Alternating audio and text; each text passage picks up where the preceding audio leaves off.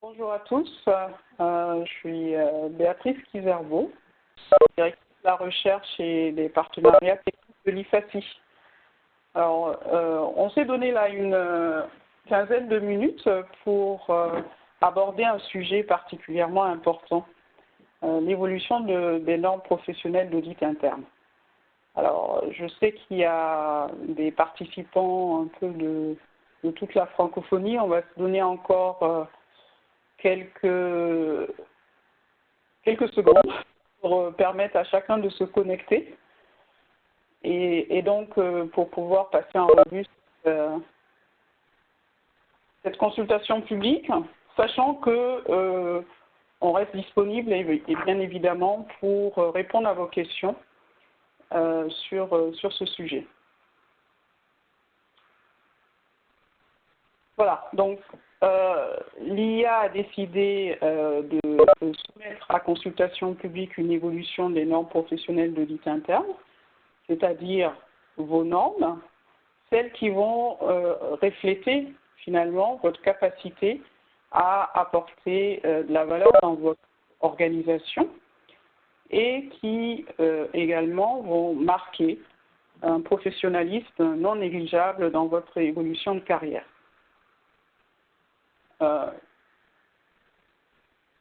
Après avoir rappelé le contexte de cette consultation publique sur les normes, je vous présenterai vraiment brièvement les principales modifications qui sont proposées et surtout comment vous pourrez y contribuer.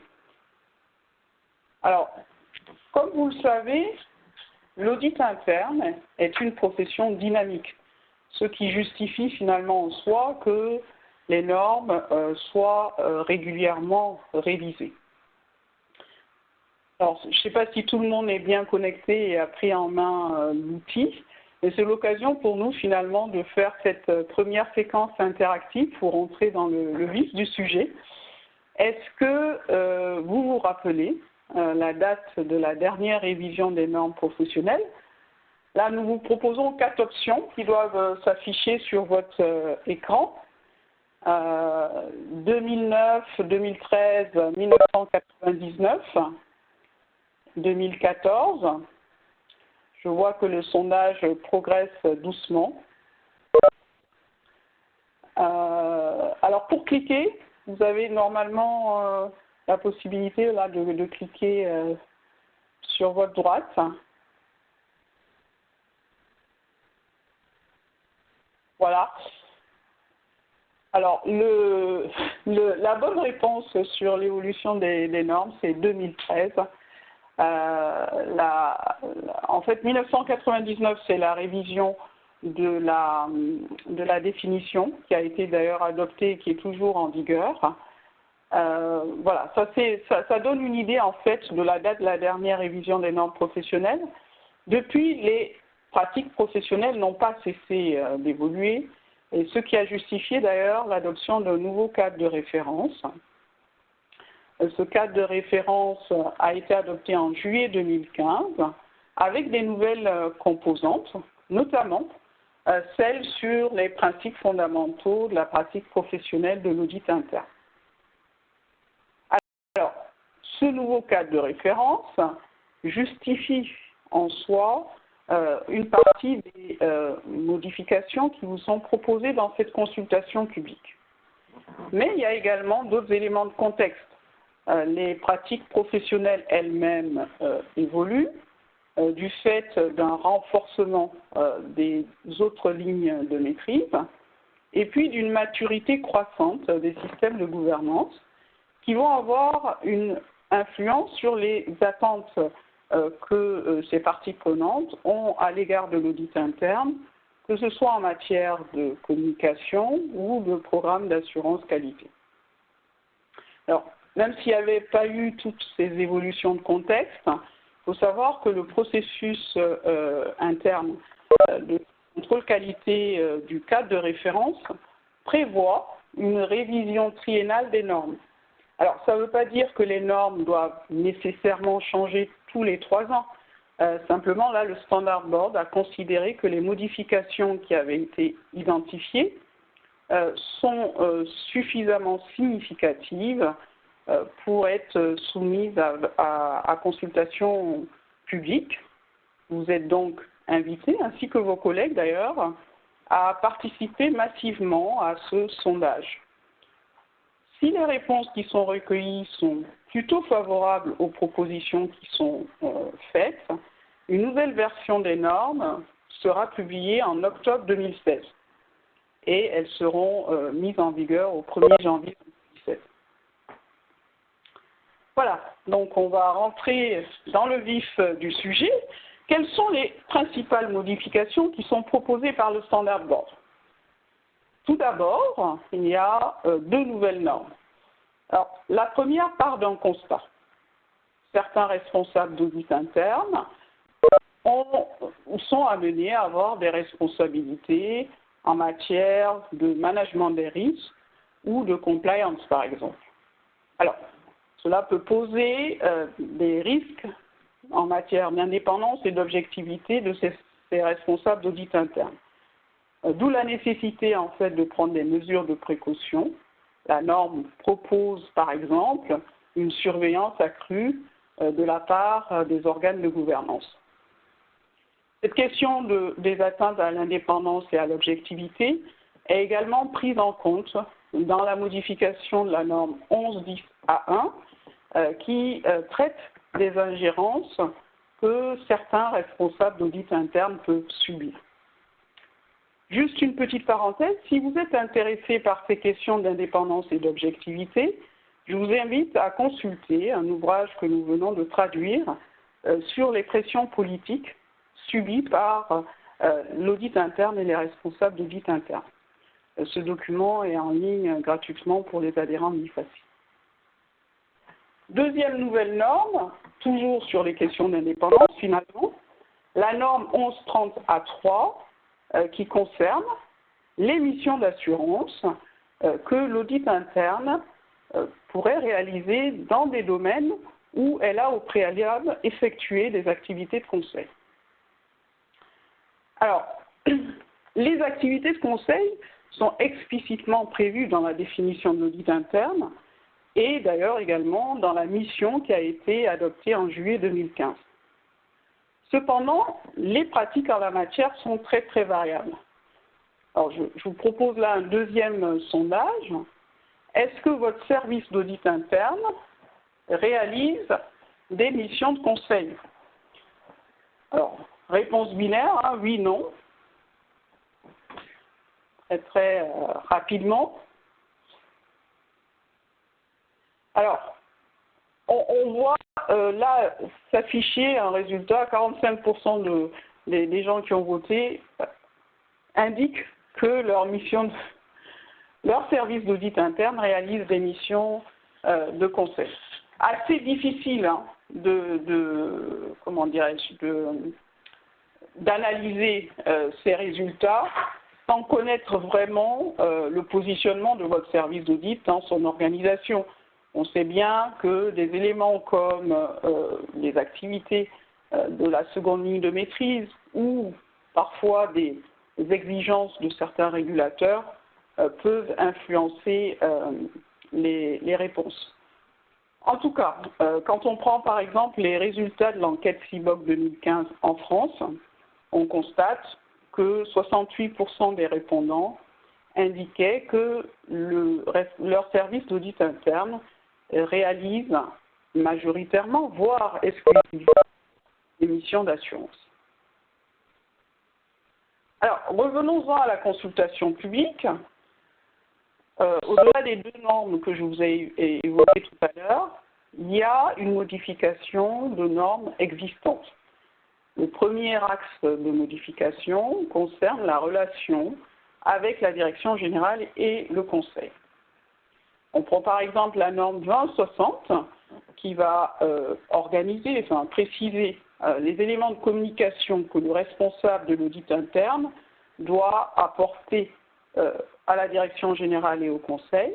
Cette norme est revue pour en fait consolider des éléments qui existent déjà dans d'autres normes. et ça permet d'avoir au sein d'une même norme les points principaux que le responsable d'audit interne doit aborder avec les organes dirigeants. Deuxième grand axe de modification, les évaluations externes. Comme vous le savez, ces évaluations externes doivent être réalisées au moins tous les 5 ans. La norme 1312 est révisée pour clarifier l'objectif de ces évaluations externes du service d'audit interne. Elle précise également le rôle que le conseil d'administration, donc comité d'audit souvent dans la pratique, doit avoir à l'égard de ces évaluations externes. La norme 1320 doit également être révisée pour préciser les éléments de communication que le responsable de l'audit interne doit adresser à la direction générale et au conseil concernant son programme d'amélioration qualité. Comme je le notais tout à l'heure dans les éléments de contexte, les activités des prestataires d'assurance interne et externe se sont développées. Alors, si la norme 2050 prévoyait déjà une coordination entre l'audit interne et ses autres fonctions de contrôle, elle est revue pour préciser dans quelles conditions le responsable de l'audit interne peut décider de s'appuyer sur les travaux de ses prestataires d'assurance. Alors, le glossaire des normes n'est pas en reste. Il est également revu. Par exemple, le terme conseil, qui, dans les différents contextes, juridictions, peut avoir un sens particulier. C'est pour ça que le Standard Board a décidé de bien préciser dans quel sens il est utilisé dans le cadre des normes, en insistant en particulier sur la composition de cette instance et sur le fait qu'elle devrait être suffisamment indépendante des audités pour véritablement pouvoir assurer ce rôle de surveillance de l'efficacité de l'audit interne. En introduction, je vous indiquais également l'évolution du cadre de référence. Elle a bien sûr été prise en compte dans cette consultation publique. Alors, au niveau de la composante qui a été introduite sur les principes fondamentaux, donc ça a été pris en compte déjà sur la forme, puisque cette composante est explicitement mentionnée à différents endroits des normes, y compris dans l'introduction des normes que je suis sûre que vous avez tous lues par le menu. Et c'est pas juste une boutade, je pense que c'est assez intéressant de lire en fait quelle est l'ambition de l'IA à travers cette introduction des normes. Mais cette composante est également prise en compte sur le fond. Il y a toute une série de normes là qui sont citées ici, qui sont modifiées pour incorporer le contenu de ces principes. Alors, notamment les principes les plus novateurs. On citait quelques-uns, ceux qui invitent l'audit interne à être plus en phase avec la stratégie, les objectifs et les risques de l'organisation, ceux qui vont inviter les auditeurs internes à être plus perspicaces, proactifs, orientés vers le futur, et bien sûr à favoriser le progrès au sein de leur organisation. Enfin, le Standard Board propose la suppression de la mention de la définition de l'audit interne dans toute une série de normes professionnelles qui sont mentionnées ici. Donc vous êtes invités à vous prononcer sur cette proposition. Alors, c'est un dernier sondage pour revenir donc sur ce nouveau cadre de référence. Donc, comme je vous l'indiquais, il comprend maintenant une nouvelle composante, la composante des principes fondamentaux. Est-ce que vous vous rappelez combien de principes sont proposés? Alors, les réponses sont assez dispersées. Effectivement, il y a 10 principes qui ont été introduits en juillet 2015. Au-delà, bien sûr, du nombre de principes qui en soi n'a pas grand intérêt, ce qui importe, c'est bien entendu le contenu de ces principes. Donc je vous invite à les découvrir ou à les redécouvrir, au-delà de ceux qui sont mentionnés là, dans le cadre de cette consultation publique, pour pouvoir peut-être aussi les mettre en regard avec vos propres pratiques professionnelles.